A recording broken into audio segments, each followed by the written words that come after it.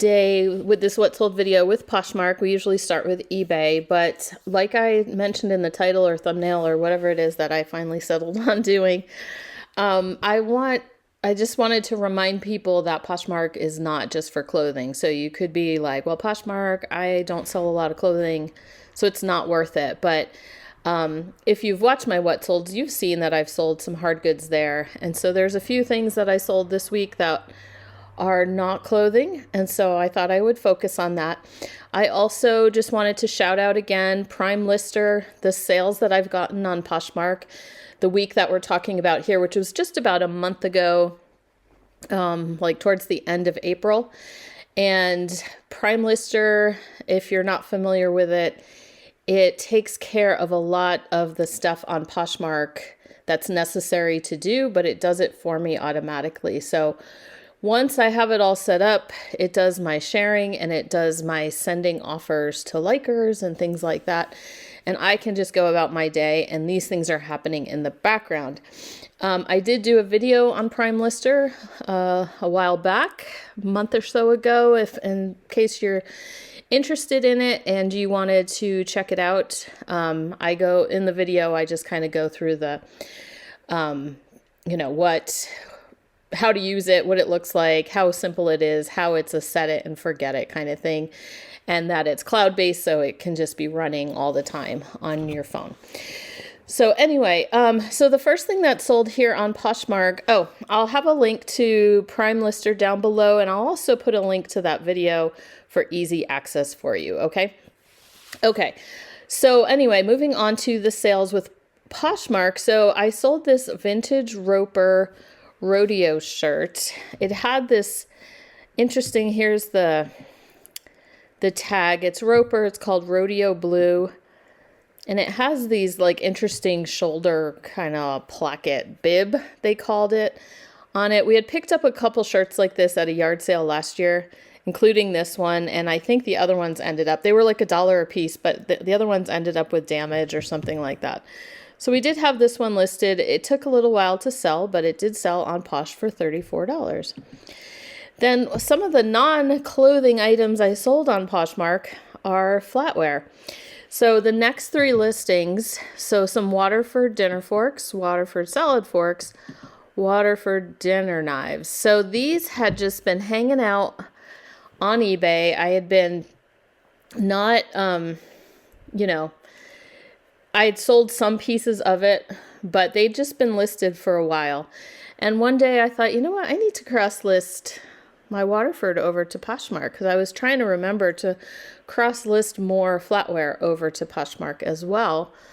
And someone made a bundle. So like I said, it was the dinner forks, salad forks, and knives. And the bundle was like $70. So even though it was quite a step down from my asking price, they've just been sitting there doing nothing over on eBay.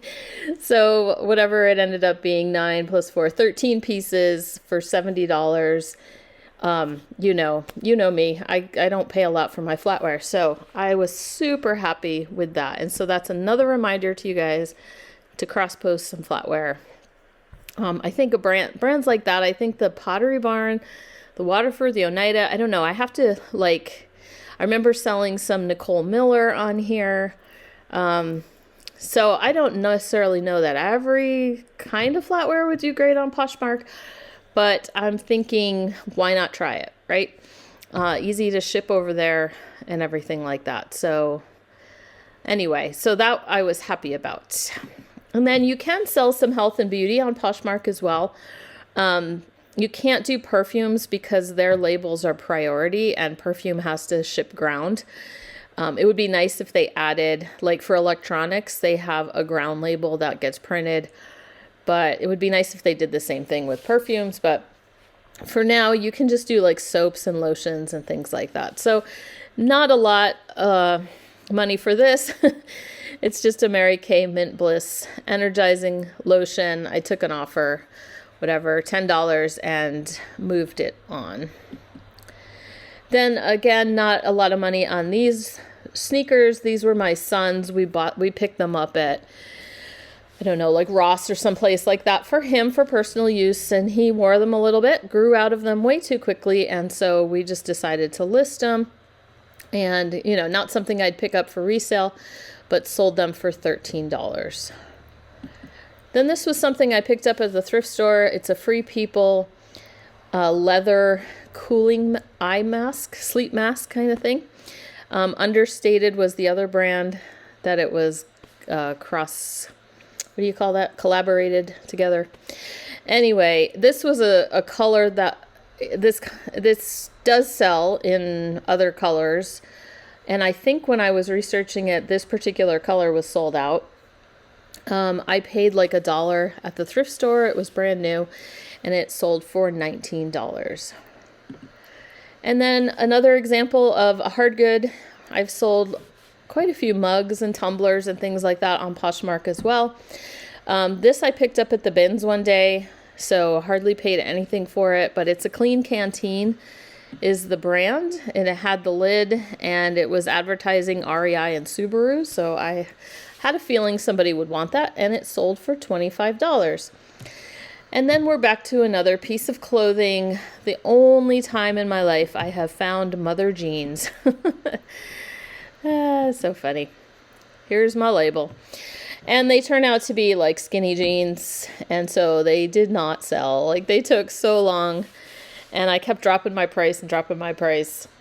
Finally, I think I got a $22 offer, and I was happy to take it. Anyway, okay, let's pop over to eBay and see what sold over there. Before we get into the eBay and Etsy sales, I do feel like I want to approach some of the problems that Poshmark has been having. I just wanted to comment briefly on it. So far, I have not been affected. My Poshmark shop has not been affected yet. I haven't gotten a warning from Poshmark about excessive removal of items or relisting or whatever it is. But other resellers I follow on social media, many of them are getting these warnings and then also suspensions for like 7 days. And they're not doing anything to violate the policy this new policy that Poshmark has set up. Poshmark is trying to reduce the amount of excessive relisting some people were doing, I guess, relisting their closet daily or weekly or whatever. And so they claim it's to improve the buyer experience, so they're not just seeing the same items over and over again in their feeds.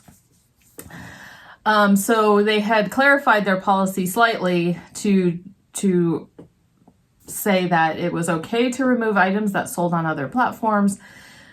They said it was okay to delist and relist items that were over 60 days. And so people have been doing that, and people have been having sales on other platforms, such as eBay, and have been delisting. So one I saw last night, they had delisted maybe 25 items in a week of things that had sold on other platforms, and they got the warning. So we all have a feeling it's their AI or their bots are just not trained very well to determine who is violating the policy and who is not. But when people write in to complain, they're asked to basically spread out their delisting of items that sold on other platforms. So basically they're saying, keep the item for sale on Poshmark. It sells on eBay. Keep it on there on Poshmark. Like, spread out your removal like over weeks instead of every day.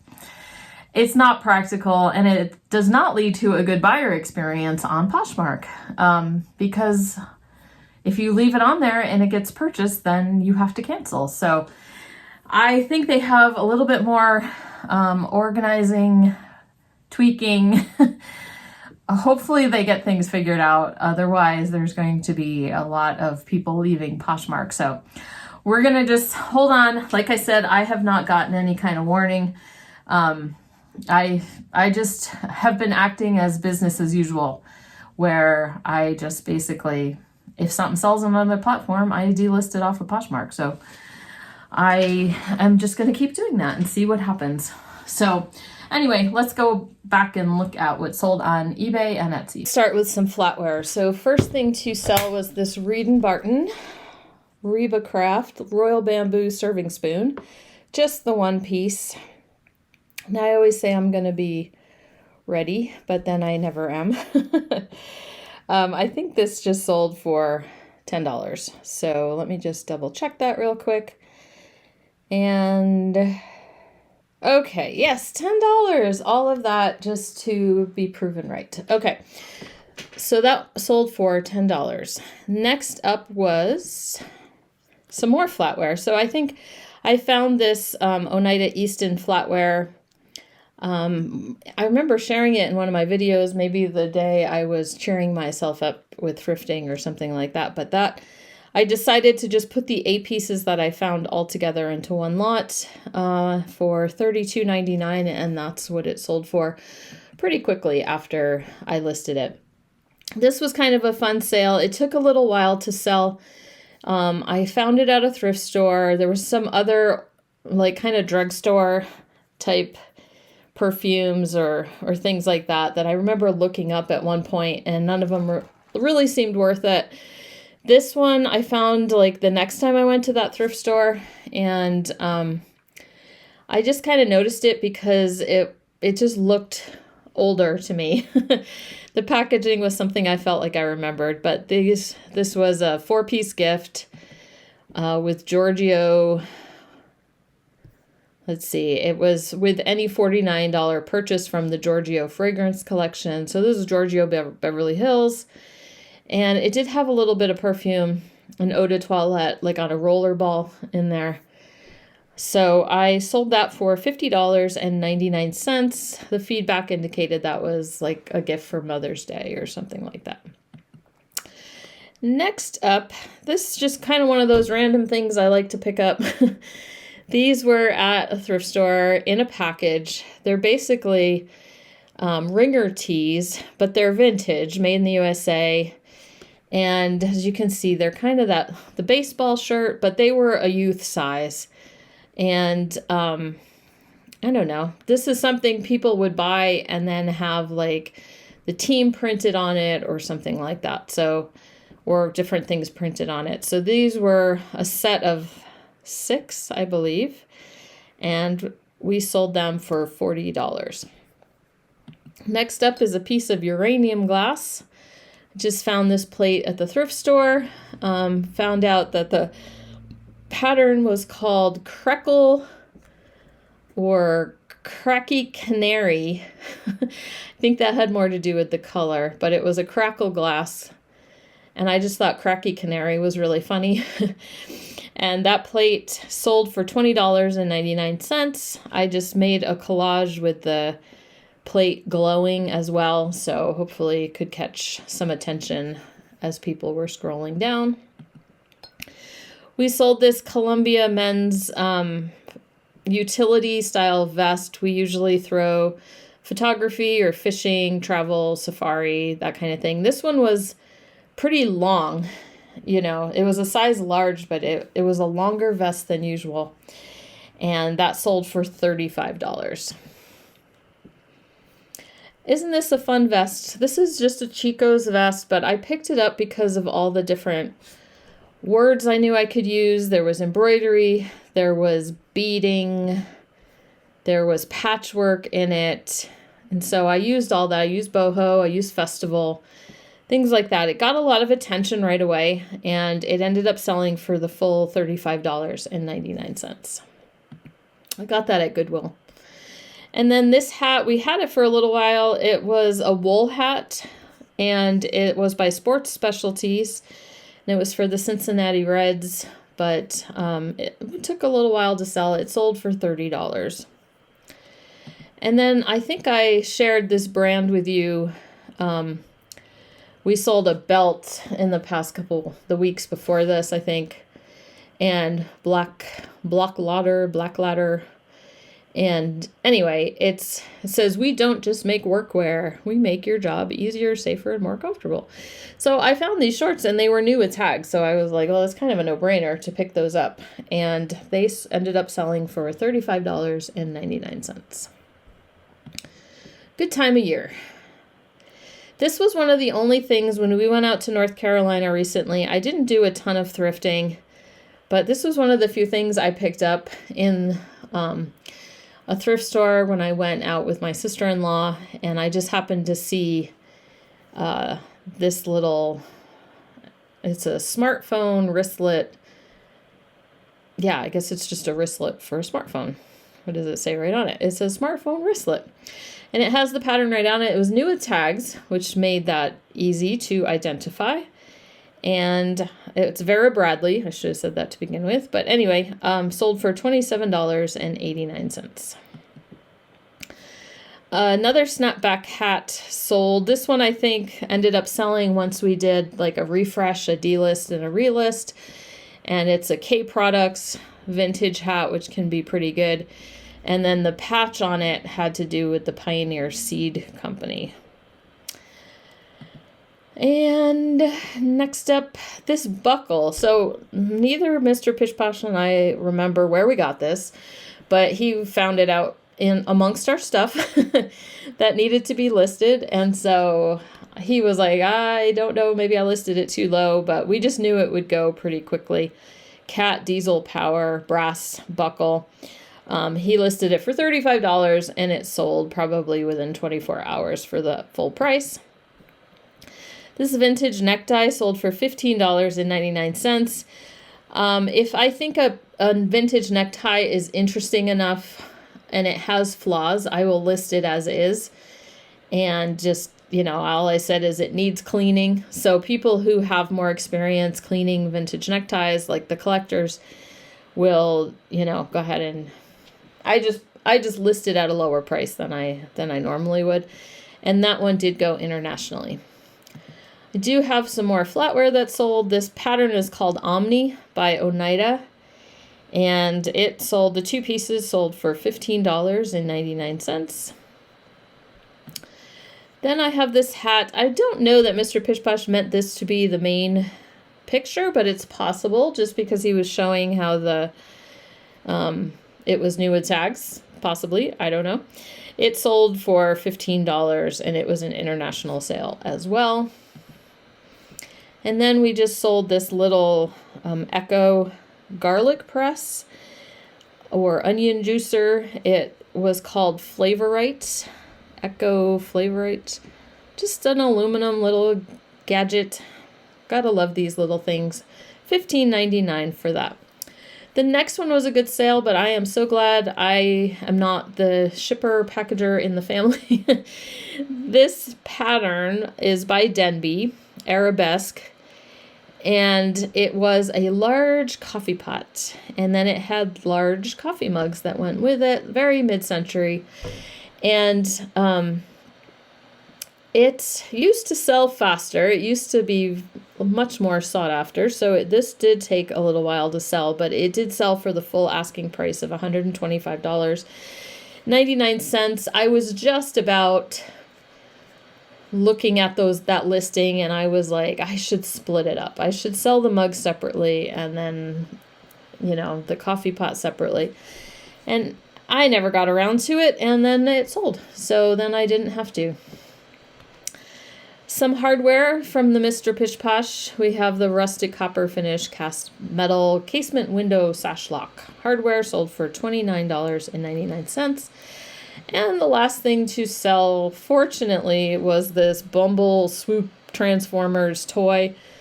Every once in a while, our Goodwill gets new and packaged toys, and this was a year or so ago. And Mr. Pish Posh, I think we were all there as a family, and they were like, oh, this will be good. And anyway, it took forever and finally sold for $15.99. One sad, solitary little sale on Ruby Lane. I will be talking about Ruby Lane soon here. A pair of Monet clip earrings, just like a curved basket weave, sold for $12. And then moving over to Etsy, in the pattern shop, we have this Butterick jacket and blouse, I guess. I don't know. It's a jacket that kind of looks like a blouse. And it was a 2000s pattern. It sold for $16. This McCall's Evening Elegance, 1990s, sold for $10. This Vogue pattern, I either have two listed or I've sold both of them already. Now I can't remember, but this Vogue pattern, very 1990s with that whole black choker romantic look with the flounce sleeves and the big collars and all that, sold for $19. This McCall's, also a Y2K slip dress style pattern, sold for $15. And this was a nice little sale. It's a Simplicity, a patio dress, moo-moo, house dress, whatever it is you want to call it. Perfect time of year to sell this one. It was a large and extra large. I feel like I'm going to sneeze. Anyway, that nice little Simplicity pattern sold for $29. Not bad. And then another good sale, $25 for this Fashion Historian Simplicity Civil War costume type style pattern. That was $25, like I said. Then over in Pish Posh Kitchen, I sold this Oneida Community Frostfire. This is just a little youth 5 o'clock spoon, like a little coffee spoon or whatever, sold for $9, and I think it went internationally. And then this Dansk Variation 4, Germany, made in Germany, no black accent. So there's a version of this pattern that has a black accent. Sold for $14. It was a salad fork, and I was just now realizing that I never put salad fork in the title. Oh well, it sold. Maybe it picked up, people were just looking for anything in that pattern. So crazy. And then we sold this vintage Sheffield, England. They're just like little, I don't know, you'd call them dessert forks or something like that. But the handles are just plastic. They're just pearlized plastic handles. And sold those for $16. And then the best sale on Pish Posh Kitchen were these Hardanger, the Norway Viking scene salad forks, sold for $89. So if you guys remember that I got these in a bag, some of the other pieces had already sold on eBay, and these salad forks sold for $89. So gotta love those flatware bags. Not that I expect to find the Hardanger Norway Viking flatware every day of the week.